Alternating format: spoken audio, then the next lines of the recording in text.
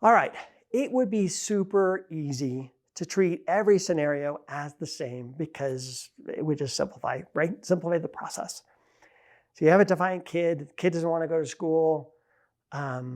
We just have to up the ante and punish them until they do. But the problem, like we saw in that last story, was that may not be what that kid needs, because understanding the story, understanding what's going on is really important. Let me give you another example of that. The other day, I went to lunch with Dr. Skinner, and we were talking about this topic, and we were talking about kids avoiding school. And he shared a story about a kid that he was working with.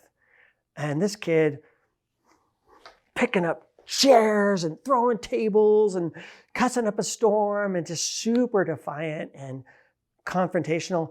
And he really wanted the teacher to throw him out of class, to kick him out of school, to say, hey, dude, you're just unruly, you can't be here.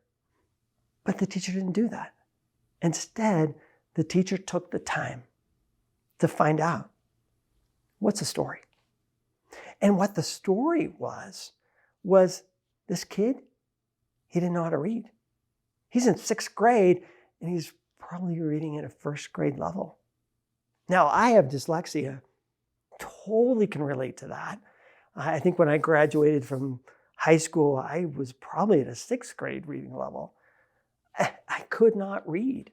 And what was going on with him was he was trying to be defiant to try and get kicked out, so the teacher would never call on him.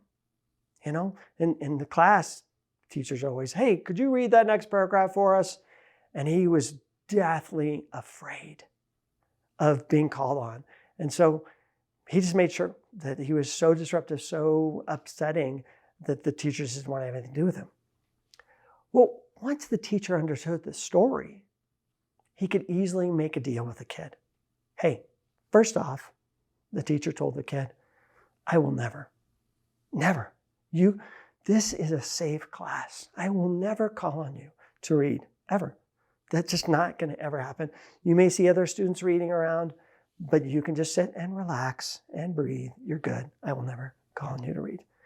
And then 2, the teacher took steps to get this kid the resources that he needed to help him bring him up the speed, but not in a way that other students knew or other students would recognize and say, oh, he's going to the special class. You know, that kind of stuff's humiliating.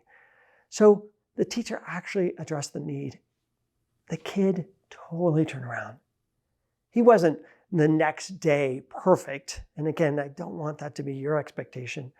He wasn't the next day perfect, but over time, yeah, all the throwing chairs and tables and cursing and all that stuff disappeared. And he became a normal part of the class because he trusted the teacher. The teacher got the story. Do you understand your kid's story?